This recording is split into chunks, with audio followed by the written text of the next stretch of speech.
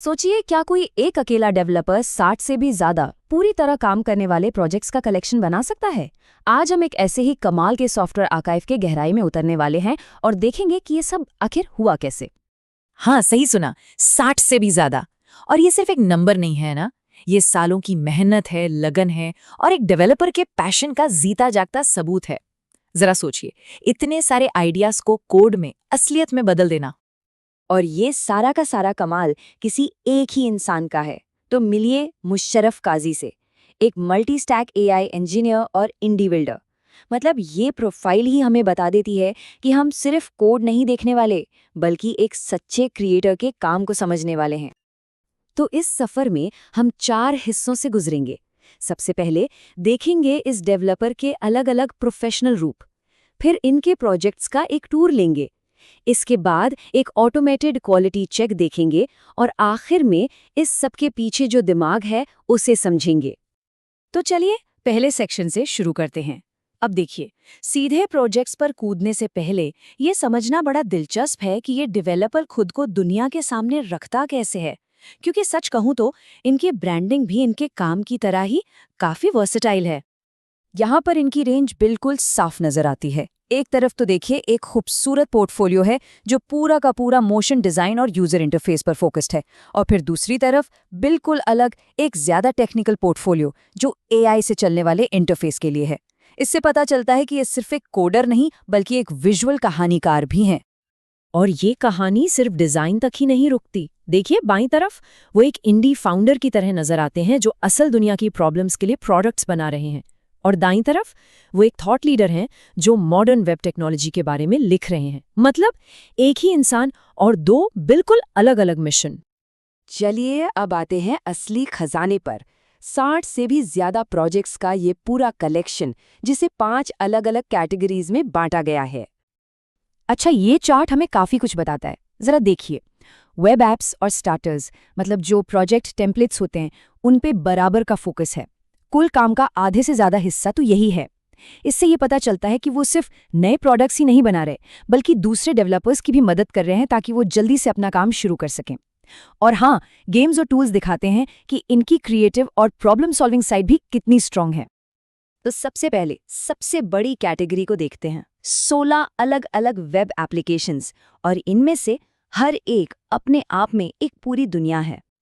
जैसे कि ये देखिए, जियोग्राफिक एक्सप्लोरर, ये सिर्फ एक नक्शा नहीं है, नहीं, ये देशों को एक्सप्लोर करने का एक विजुअल एक्सपीरियंस है। इसका जो डार्क मॉडर्न डिज़ाइन है ना, वो डेटा को ही हीरो बना देता है और ये दिखाता है कि जानकारी भी कितनी खूबसूरत हो सकती है। और अब कुछ बिल्कुल हटकर, क्यूलिनरी डिस्कवरी। ये एक ऐसा प्लेटफॉर्म है जहां 500 से ज्यादा प्रीमियम रेसिपीज हैं, खास तौर पर खाने के शौकीनों के लिए। ये प्रोजेक्ट दिखाता है कि डेवलपर बहुत ज्यादा कंटेंट वाली वेबसाइट्स को भी कितने सुंदर तरीके से ऑर्गेनाइज कर सकता है।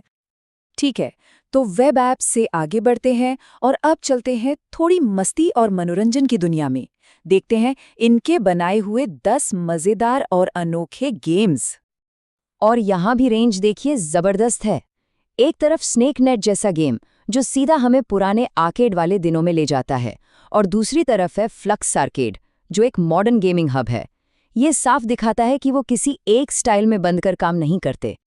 चलो, गेम्स के बाद अब बात करते हैं उन 10 प्रैक्टिकल टूल्स की जो हमारी रोज की डिजिटल दिक्कतों को आसान बनाने के लिए बनाए गए हैं। उदाहरण के लिए एंटरप्राइज ड्राइव को ही ले लीजिए। ये एक सिक्योर क्लाउड स्टोरेज सिस्टम है।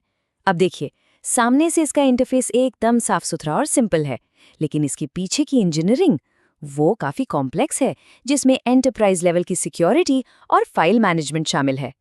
ये प्रोजेक्ट उनकी गहरी टेक्निकल समझ का सबूत है। अच्छा, 60 प्रोजेक्ट्स बना लेना एक बात है, लेकिन सवाल ये है कि क्या वो सबके सब ठीक से काम भी करते हैं? और बस यहीं पर आता है हमारा अगला और बहुत ही इंटरेस्टिंग सेक्शन, ऑटोमेटेड ऑडिट। यहाँ हम इन सभी प्रोजेक्ट्स की क्वालिटी को परखेंगे। और ये सारा काम किसने किया? रैल्फ ने। RALPH इसका पूरा नाम है, release automation loop and technical archivist. ये असल में एक कस्टम बिल्ड स्क्रिप्ट है जिसे खास तौर पर हर एक प्रोजेक्ट को अपने आप टेस्ट करने के लिए ही डिज़ाइन किया गया था। और रैल्फ का जो प्रोसेस था वो कोई मजाक नहीं था, बहुत ही स्ट्रिक्ट था। कमिट हिस्ट्री निकालने से लेकर टेक स्टैक को पहचानने, डिपेंडेंसीज इंस्टॉल करने, बिल्ड और रन टाइम को चेक करने और आखिर में सबूत के तौर पर एक स्क्रीनशॉट लेने तक, हर एक प्रोजेक्ट को इस पूरी कसौटी से गुजरना पड़ा। ये सिर्फ कोडिंग नहीं है, ये है असली इंजीनियरिंग। और नतीजा क्या निकला? 100%, 100%। एक भी प्रोजेक्ट फेल नहीं हुआ। हर एक प्रोजेक्ट ने बिल्ड और रन टाइम दोनों टेस्ट को 100% कामयाबी के साथ पास किया। अब इससे बड़ा क्वालिटी का सबूत और क्या हो सकता है? तो सवाल उठता है कि ये सब हुआ कैसे? चलिए, हमारे आखिरी सेक्शन में हम इन सारे प्रोजेक्ट्स के पीछे के आर्किटेक्ट मतलब डेवलपर की स्किल्स और उनकी सोच को समझने की कोशिश करते हैं। उनके बैकएंड पोर्टफोलियो में एक लाइन लिखी है जो कहती है, मैं वो अदृश्य नींव बनाता हूं जो सॉफ्टवेयर को भरोसेमंद बनाती है। बस ये एक लाइन ही सब कुछ बता देती है। इनका फोकस सिर्फ उन चीजों पर नहीं है जो दिखती हैं, बल्कि उस मजबूत नींव पर है जो एक सिस्टम को डिपेंडेबल बनाती है। और ये सोच उनकी स्किल्स में भी साफ झलकती है। API architecture, database design, cloud infrastructure से लेकर परफॉर्मेंस ऑप्टिमाइजेशन तक। ये असल में वो सारी चीजें हैं जो किसी भी आइडिया को एक बड़े, मजबूत और तेज एप्लीकेशन में बदल देती हैं। तो आखिर में एक सवाल बचता है, 60 से ज्यादा प्रोजेक्ट्स बनाने के बाद एक ऐसा बिल्डर अब आगे क्या बनाएगा? ये एक ऐसा सवाल है जो ना सिर्फ उनकी क्षमता को दिखाता है, बल्कि हम सबको भी ये सोचने पर मजबूर करता है कि किसी भी स्किल या कला की आखिर हद क्या हो सकती है।